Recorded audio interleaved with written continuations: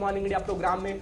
पश्चिम बंगाल विधानसभा चुनाव को लेकर सियासत तेज हो गई है, वार पलटवार हो रहा है, नेता एक दूसरे पर आरोप प्रत्यारोप मढ़ रहे हैं। और बात अगर करें तो आज टीएमसी और बीजेपी जारी करेंगे अपना घोषणा पत्र, इसकी जानकारी भी मिल रही है। गृह मंत्री अमित शाह आज खड़गपुर में करेंगे रोड शो। आपको बता दें कि रोड शो खड़गपुर में किया जाएगा और पश्चिम बंगाल विधानसभा चुनाव को लेकर सियासत तेज हो गई है। नेता एक दूसरे पर आरोप लगा रहे हैं, लगातार तंज कसा जा रहा है। आज टीएमसी और बीजेपी जारी करेंगे घोषणा पत्र। आपको इस खबर से रूबरू करा दें कि इस वक्त की ये बड़ी खबर है कि पश्चिम बंगाल विधानसभा चुनाव को लेकर सियासत तेज हो गई है, यानी चुनाव करीब आ गए हैं और अब सियासत तेज हो गई है। एक दूसरे पर अलग अलग पार्टियां निशाना साध रही हैं, एक दूसरे पर तंज कस रही हैं, चाहे वो कोई भी मुद्दा हो।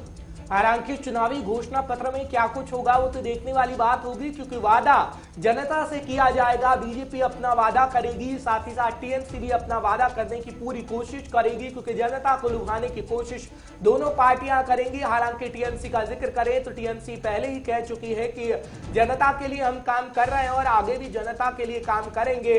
और जनता ये अच्छे से जानती है, क्योंकि आपको बता दें टीएमसी की सरकार इस वक्त बंगाल के अंदर है, लेकिन बीजेपी पूरी कोशिश करेगी वोट बैंक को साधने की, क्योंकि अलग अलग समुदाय का जब जिक्र करते हैं तो तमाम समुदाय को साधा जाएगा और समुदाय के लिए भी जो मतुआ समुदाय है या फिर कोई और समुदाय, घोषणा पत्र में उनके लिए तमाम सौगातें भी होंगी। बिल्कुल, अगर हम चुनावों की बात कर रहे हैं तो लगातार बीजेपी कह रही है कि वो बंगाल में अपनी सरकार लेकर ही आएगी, यानी इस बार टीएमसी को मात देकर बीजेपी जीत जाएगी, ऐसा वो कह रहे हैं। यानी कई सारे मुद्दे उठाए जा रहे हैं चुनाव को लेकर। फिलहाल गृह मंत्री अमित शाह आज खड़गपुर में रोड शो करेंगे, तो इस रोड शो के दौरान क्या क्या होगा ये भी देखना होगा।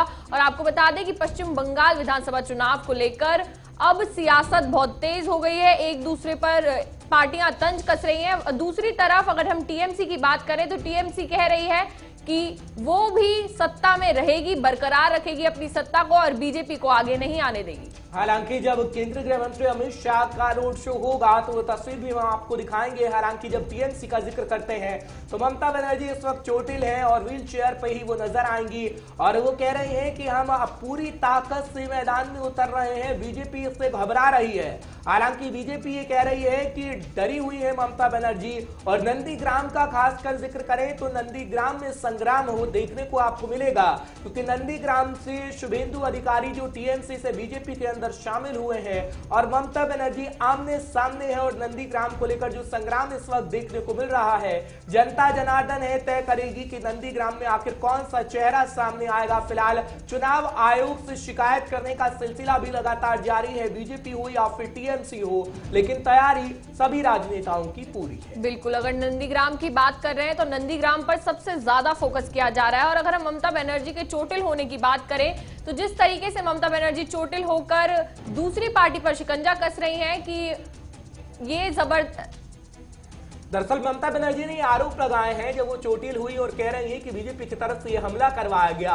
हालांकि चुनाव आयोग की तरफ से पूरी जानकारी मांगी गई है पार्टियों से, क्योंकि बीजेपी ने पहले ही चुनाव आयोग से जाकर शिकायत की और चुनाव आयोग से कहा गया कि इस मामले की पूरी जांच की जाए, क्योंकि ममता बनर्जी बीजेपी पर सीधा सीधा आरोप मढ़ रही है। बिल्कुल, अगर और इस मामले पर अगर जनता से बात की जाए तो जनता कहती है कि वोट मांगने के लिए ये बस जनता को भावुक करने की कोशिश की जा रही है और बीजेपी के कई नेता ऐसा कह चुके हैं कि ये वोट मांगने के लिए ये किया जा रहा है। लेकिन ममता बनर्जी लगातार बीजेपी पर शिकंजा कस रही हैं और सियासत इसलिए टीएमसी और बीजेपी के बीच काफी ज्यादा तेज हो गई है और एक दूसरे पर तनातनी कसी जा रही है और तंज